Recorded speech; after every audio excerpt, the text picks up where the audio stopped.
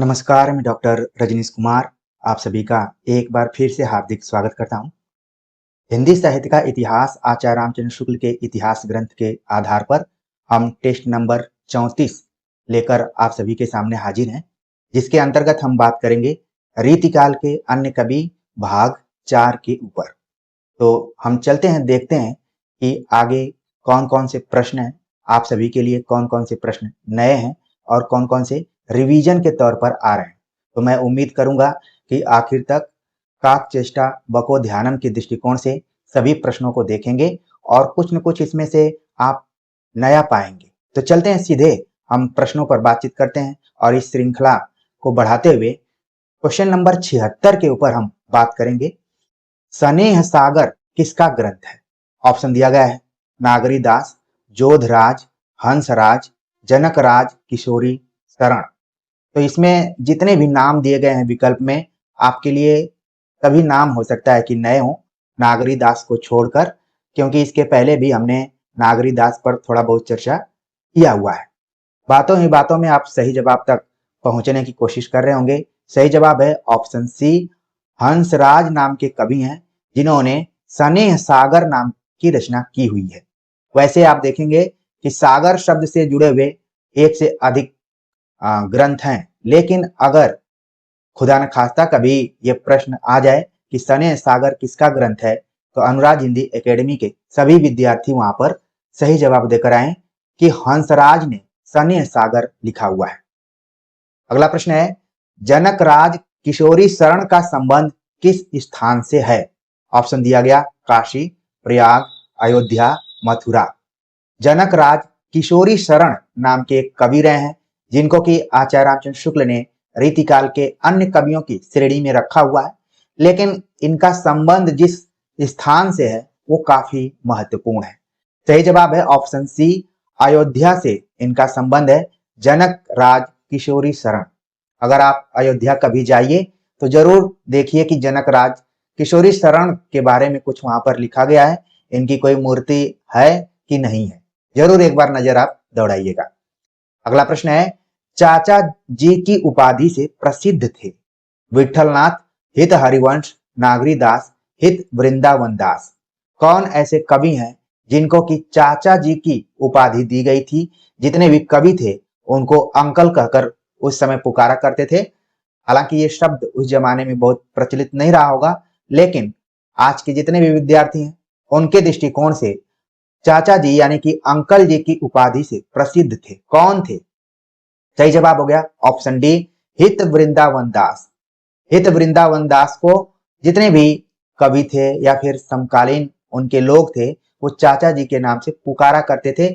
इसीलिए कई किताबों में आप देखेंगे कि इनके नाम के पहले चाचा शब्द लगा हुआ है।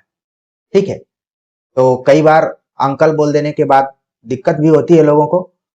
अक्सर कई बार हमने देखा है कि लोग जल्दबाजी में कम उम्र के लोगों को भी अंकल बोल दिया करते हैं। अभी जब मैं आप सभी से बातचीत कर रहा हूँ उसके एक दिन पहले ही मैं एक ट्रेन में गया, एक आंटी जी मुझे कहने लगी कि अंकल थोड़ा बगल में हो जाइए।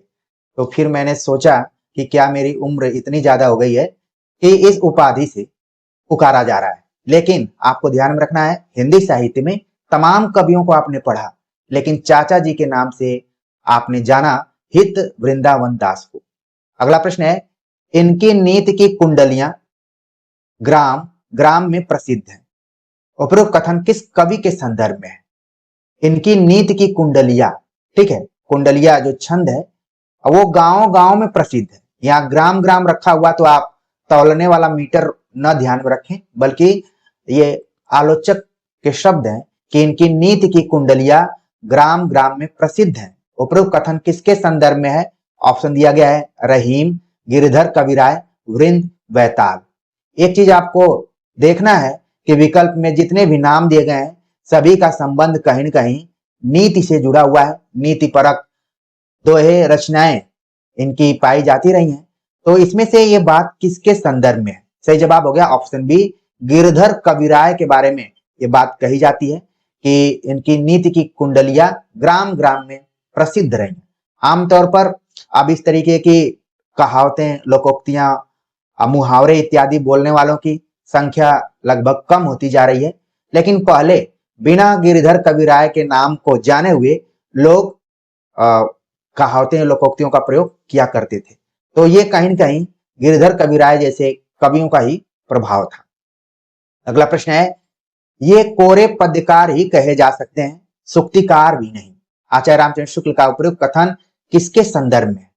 शुक्ल जी ने किसको इंडिकेट करते हुए इस बात को लिखा है कि ये कोरे पद्यकार ही कहे जा सकते हैं, सूक्तिकार भी नहीं? ऑप्शन दिया गया रहीम, गिरधर कविराय, वृंद, बैताल। चारों विकल्पों पर आप विचार कीजिए और हम याद दिलाना चाहेंगे कि हमने सब्जेक्टिव तौर पर आप सभी को पढ़ाते हुए आचार्य रामचंद्र शुक्ल की किताब तो बताया था कि शुक्ल जी ने पद्यकार और सूक्तिकार में अंतर किया हुआ है कि इस कारण फला को पद्यकार कहा जाएगा और फला को सूक्तिकार कहा जाएगा। तो वो वीडियो आप जरूर देखिए, नहीं देख रहे हो, समय का अभाव हो तो भी विषम परिस्थितियों में जाकर देखिए, आपको लाभ मिलेगा। अगर आप शिक्षक भर्तियों में सफलता हासिल करना चाहते हैं, हिंदी विषय से पढ़कर नौकरी पाना चाहते हैं, तो थोड़ा सा वक्त आपको देना पड़ेगा। फिलहाल इस प्रश्न के मुताबिक जो इसका सही जवाब है ऑप्शन बी है। गिरधर कविराय के बारे में आचार्य रामचंद्र शुक्ल ने कहा कि ये पद्यकार ही कहे जा सकते हैं, सूक्तिकार नहीं कहे जा सकते। तो ये कथन जरूर ध्यान में रखें। अगला प्रश्न है कि राधा सुधा शतक किसका ग्रंथ है? राधा सुधा शतक किसका ग्रंथ है? ऑप्शन दिया गया हित हरिवंश, नागरीदास, श्री हठी जी, भारतेंदु। तो इसमें आप देख रहे हैं कि जितने भी कवि हैं कहीं ना कहीं राधा से जुड़ा हुआ इनका नाम है, राधा इनके जीवन में रही हैं। इसका सही जवाब क्या हो सकता है? आप लोगों का दिमाग दौड़ना शुरू कर चुका होगा कि हमने पढ़ा था हिंदी साहित्य का इतिहास। बिल्कुल सही जवाब है ऑप्शन सी। श्री हठी जी ने राधा सुधा शतक नाम से ग्रंथ लिखा हुआ है। बाकी हित हरिवंश को भी आप देखेंगे कि इन्होंने एक संप्रदाय की ही स्थापना की। नागरीदास ने जब कविता लिखना शुरू किया तो नागरी शब्द उन्होंने राधा को संबोधित किया। और भारतेंदु ने भी ब्रज भाषा में कुछ कविताएं लिखी हुई हैं जिसके केंद्र में राधा है। तो प्रिय विद्यार्थियों, ये विकल्प यूं ही नहीं दिए गए थे, इन विकल्पों का कोई ना कोई कारण था कि जब आपको मैं स्पेस दूं, आपसे चर्चा करूं, तो आप दौड़ाना शुरू करिए अपने दिमाग को कि हमने फला फला कवियों का राधा से संबंधित क्या क्या पढ़ा हुआ था। चलते हैं आगे, बात करते हैं। अगला जो प्रश्न है पूछा जा रहा है कि राधा सुधा शतक के संदर्भ में असत्य है। संवत 1837 में लिखा गया। इसमें 11 दोहे हैं, इसमें 103 कवित्व हैं। भारतेंदु ने इसकी आलोचना की है। राधा सुधा शतक के बारे में कौन सी ऐसी बात है जो कि असत्य है, गलत है? तो इस प्रश्न को हल करने के लिए आपको राधा सुधा शतक के बारे में अच्छी खासी जानकारी होनी चाहिए। संवत 1837 में लिखा गया था, बिल्कुल सही है।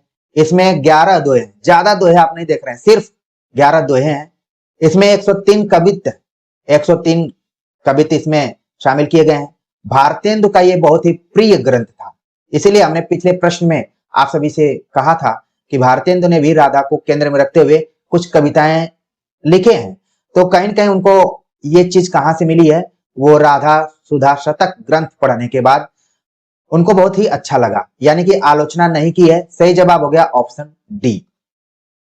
अगला प्रश्न है कि कृष्ण चंद्रिका और छंदाटवी किसकी रचना है? ऑप्शन दिया गया है श्री हठी, गुमान मिश्र, सरजूराम पंडित, भगवंत राय खींची। ठीक है, ये पूरा नाम भी आप रख सकते हैं यहाँ पर। तो कृष्ण चंद्रिका और छांदटवी किसकी रचना है? तो सही जवाब तक आप लोग पहुंच रहे होंगे। सही जवाब है इसका ऑप्शन बी। गुमान मिश्र नाम के एक कवि हैं जिन्होंने कृष्ण चंद्रिका लिखा। यानी कि आपके दिमाग में तुरंत आना चाहिए कि रामचंद्र का किसने लिखा हुआ है। कृष्ण चंद्रिका तो लिख दिया गुमान मिश्र ने, लेकिन रामचंद्र का किसने लिखा है? बिल्कुल आपके दिमाग में आ गया होगा। मैं होमवर्क के तौर पर बिल्कुल नहीं दूंगा, क्योंकि आप इस तथ्य को याद करके रखे हुए हैं। तो कृष्ण चंद्रिका जरूर ध्यान में रखिए। छंदाटवी भी कई बार परीक्षाओं में पूछा जा चुका है और आगे भी पूछा जा सकता है। तो गुमान मिश्र इन दो रचनाओं के लिए फेमस रहे हैं। अगला प्रश्न है कि जैमिनी पुराण भाषा किसका ग्रंथ है? ऑप्शन दिया गया श्री हठी, गुमान मिश्र, सरजूराम पंडित, भगवंत राय खींची। ठीक है, तो इसमें से यहाँ पर सरजूराम, बल्कि सूरज राम नहीं है बल्कि सरजूराम है। ध्यान में रखिए, थोड़ा सा पढ़ने में हो गई है इधर उधर मिस्टेक।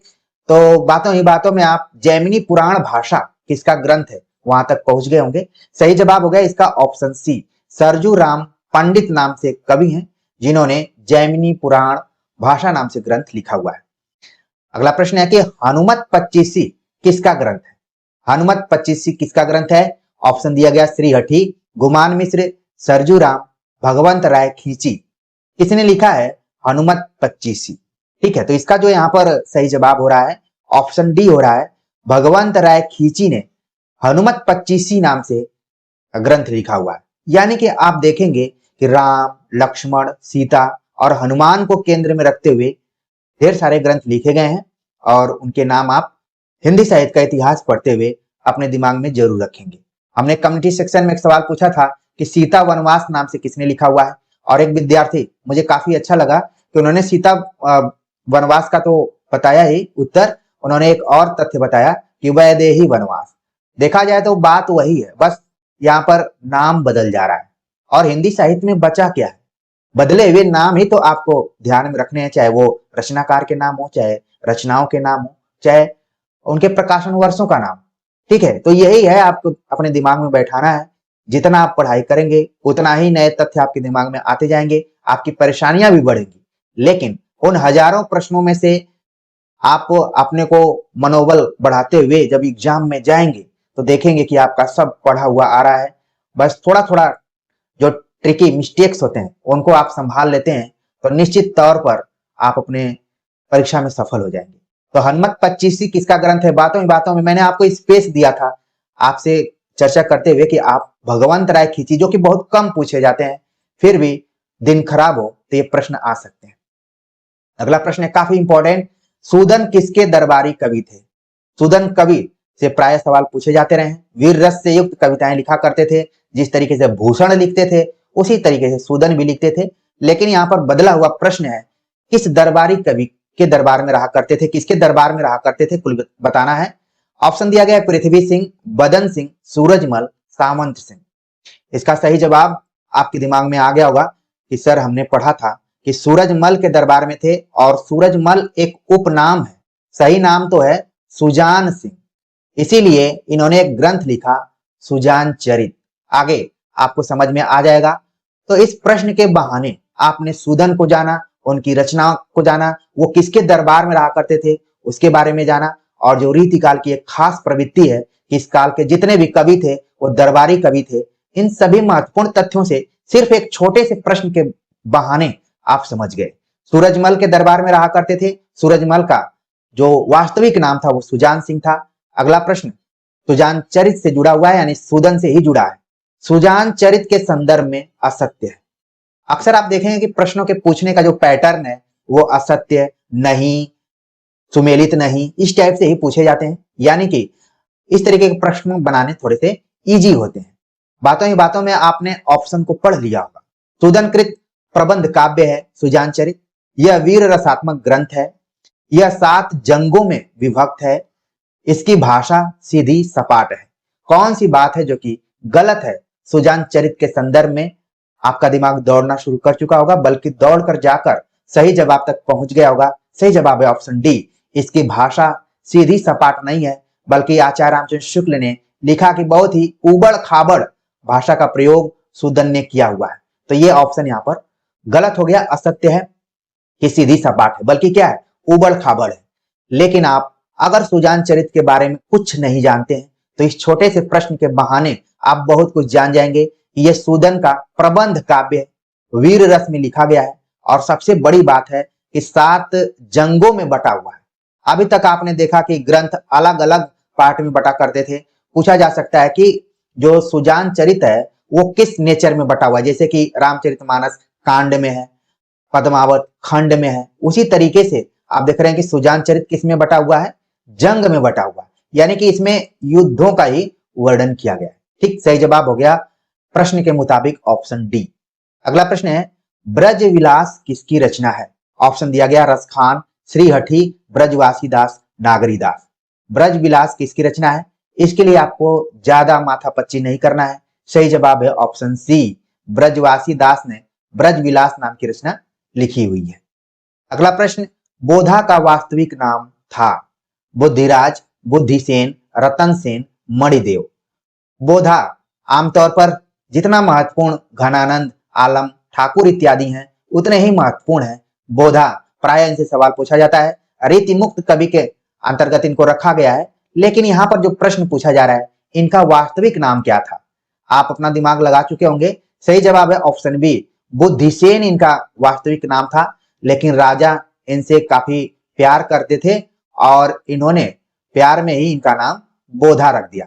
प्रिय विद्यार्थियों, जैसा कि आप जानते हैं कि प्यार का नाम 2.5 अक्षरों का होता है, बहुत छोटा नाम होता है। कितना भी बड़ा नाम होता है, लोग जिससे प्रेम करते हैं एक छोटा सा नाम रख देते हैं। आपने भी अपने उन प्रेम पूर्ण संबंधों को याद रखा होगा कि आपका छोटा नाम क्या था। जरूर ध्यान में रखिए, हिंदी साहित्य पढ़ते पढ़ते आपको बोरियत नहीं होना है, इसको अपने जीवन से जोड़कर रखना है।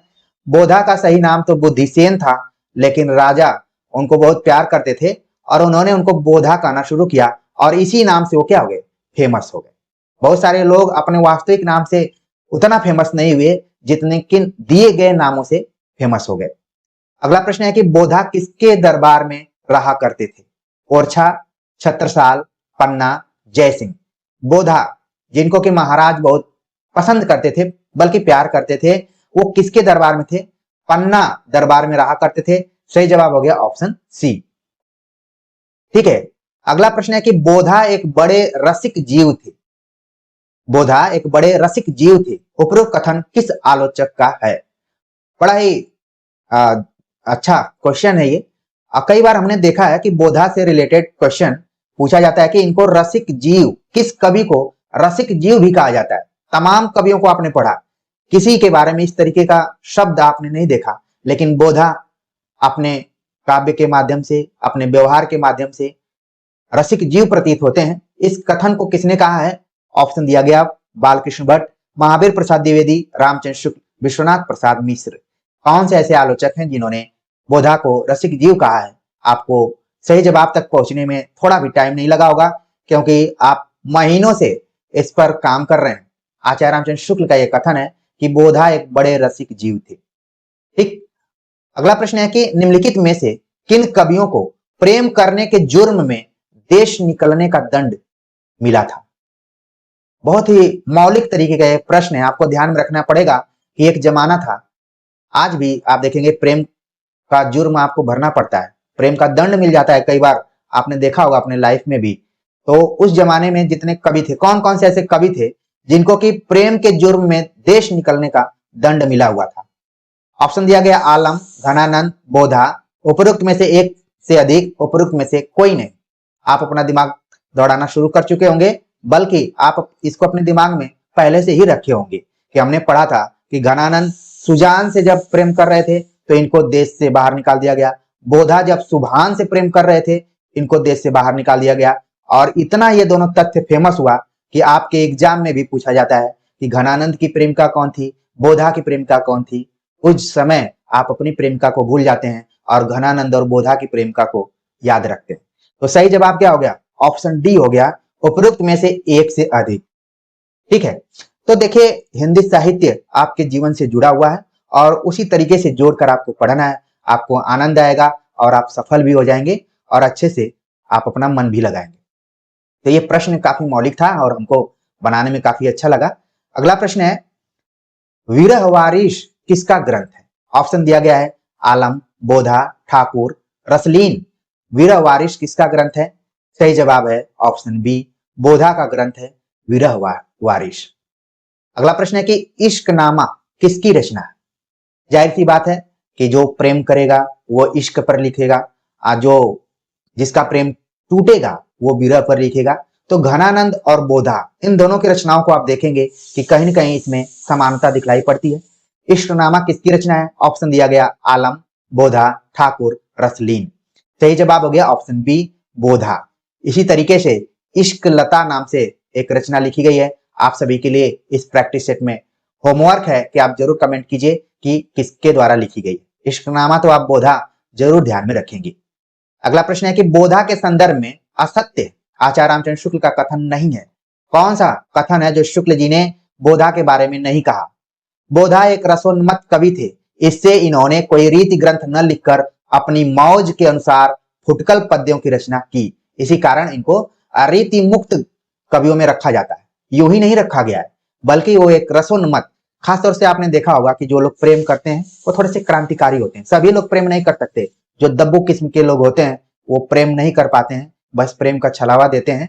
लेकिन जो थोड़ा सा आक्रामक होते हैं, न सिर्फ अपने जीवन में बल्कि अपने कर्म में भी वो इसी तरीके का स्टेप लेते हैं। तो बोधा एक रसोन्मत्त कवि थे। इससे इन्होंने कोई ग्रंथ रीति ग्रंथ न लिखकर अपनी मौज के अनुसार फुटकल पद्यों की रचना की है। ये कथन बिल्कुल सही है। ये अपने समय के एक प्रसिद्ध कवि थे, ये भी बिल्कुल सही है। प्रेम मार्ग के निरूपण में इन्होंने बहुत से पद्य कहे हैं, ये भी बिल्कुल सही है। प्रेम मार्ग का ऐसा प्रवीण और धीर पथिक तथा जबादानी का ऐसा दावा रखने वाला ब्रज भाषा का दूसरा कवि नहीं हुआ। ये कथन बोधा के बारे में नहीं है, बल्कि ये कथन आपके दिमाग में आ गया होगा। बस मैं पहला ही अक्षर लिखूंगा, ठीक है। तो तमाम बातें थी, बोधा रसिक जीव थे, सब कुछ थे। लेकिन आचार्य रामचंद्र शुक्ल ने अंत में कहा कि प्रेम मार्ग की जब भी बात की जाएगी तो इसमें प्रवीणता और धैर्य रखने वाला जो पथिक है, जवादारी का ऐसा दावा रखने वाला ब्रज भाषा का दूसरा कवि नहीं हुआ। अगर हुआ भी तो वो घनानंद हुई। तो सही जवाब क्या हो गया? ऑप्शन डी हो गया। अगला प्रश्न है कि जो कुछ हो ये भावुक और रसज्ञ कवि थे, इसमें कोई संदेह नहीं। बोधा के संदर्भ में किसका कथन है? ऑप्शन दिया गया बालकृष्ण भट्ट, महावीर प्रसाद द्विवेदी, रामचंद्र शुक्ल, विश्वनाथ प्रसाद मिश्र। बोधा के बारे में ये बात किसने कहा कि जो कुछ हो, लेकिन ये क्या थे? भावुक थे, इमोशनल थे, ये बहुत टची थे। इनके अंदर रसज्ञ यानी कि जितने भी भाव, रस का मतलब जो आप लोग मार्केट में जाकर पीते हैं वो नहीं है, बल्कि जो आपके अंदर स्थायी भाव हैं, ठीक है। कुल 49 जो भाव माने जाते हैं उसको यहाँ पर गिनाया जा रहा है। वैसे तो संचारी भावों की संख्या 33 है, लेकिन सब मिला लेंगे तो 49 हो जाती है। ये चीज आप क्लियर करके रखिए। ठीक, सही जवाब हो गया ऑप्शन सी। रामचंद्र शुक्ल ने इस बात को कहा कि बोधा भावुक और रसज्ञ कवि थे, इसमें कोई संदेह नहीं। अगला प्रश्न है कि सुरभिदान लीला और कृष्णायन किसकी रचना है? रामचंद्र, मंचित, मधुसूदन दास, मनियार सिंह। तो ये दोनों रचनाएं सुरभिदान लीला और कृष्णायन किसकी रचना है? सही जवाब है ऑप्शन बी, मंचित कवि द्वारा लिखा गया है। अक्सर आप देखेंगे कि कृष्णायन कई बार परीक्षाओं में पूछा जा चुका है, इसको इंपॉर्टेंट करके नोट कर लीजिए। अभी आपने इसके पहले कृष्ण चंद्रिका लिखा, जैसे रामायण लिखा गया उसी तरीके से कृष्णायन लिखा मंचित ने। अगला प्रश्न है रामाश्वमेध प्रबंध काव्य किसका है? ऑप्शन दिया गया रामचंद्र, मंचित, मधुसूदन दास, मनियार सिंह। तो रामाश्वमेध प्रबंध काव्य किसके द्वारा लिखा गया है? सही जवाब है इसका ऑप्शन सी, मधुसूदन दास ने रामाश्वमेध प्रबंध काव्य लिखा हुआ है। और ये प्रबंध काव्य इन्होंने संबत, ठीक है, संबत 1839 ईस्वी में लिखा था। अगला प्रश्न है भाषा महिम्न किसकी रचना है? ऑप्शन दिया गया रामचंद्र, मंचित, मधुसूदन दास, मनियार सिंह। किसने भाषा महिम्न नाम से रचना की हुई है? इसका सही जवाब है यहाँ पर ऑप्शन ए, रामचंद्र नाम के एक कबीर हैं। जिसके इतिहास ग्रंथ को हम पढ़ रहे हैं और रामचंद्र शुक्ल हैं, लेकिन एक कवि रामचंद्र नाम से ही हो गए थे जिन्होंने भाषा महिम्न नाम से रचना की हुई है। और इस रचना को आप देखेंगे कई बार विकल्पों में दिखलाई पड़ जाती है, तो कम से कम आपको जानकारी हो कि रामचंद्र ने भाषा महिम्न नाम से रचना की हुई है और ये संबत 1841 ईस्वी में लिखी गई थी। अगला प्रश्न है माधुर्य लहरी किसकी रचना है? माधुर्य लहरी, गंगा लहरी आपने पढ़ा, यमुना लहरी पढ़ा, ठीक है। माधुर्य लहरी नाम से रचना किसकी है? ऑप्शन दिया गया मंचित, मधुसूदन दास, मनियार सिंह, कृष्णदास। तो जहां रामचंद्र नाम से कवि हुए वहीं कृष्ण नाम से भी एक कवि हुए, कृष्णदास। इन्होंने माधुर्य लहरी नाम से रचना की हुई है। इस तरीके से इसका सही जवाब है ऑप्शन डी। तो प्रिय विद्यार्थियों, हमने तमाम प्रश्नों को देखा। कुछ प्रश्न आपके लिए पुराने रहे होंगे, कुछ प्रश्न नए रहे होंगे, कुछ प्रश्नों के पैटर्न चेंज रहे होंगे, कुछ प्रश्नों को आपने पहले से देखा होगा, लेकिन इस बार आपने उस पर ज्यादा जोर दिया होगा कि हाँ, इसको हमें ऐसे भी ध्यान में रखना चाहिए। तो आज के प्रैक्टिस सेट के बारे में आप सभी के कमेंट का मुझे इंतजार रहेगा। मिलते हैं नए टॉपिक के साथ, तब तक के लिए नमस्कार।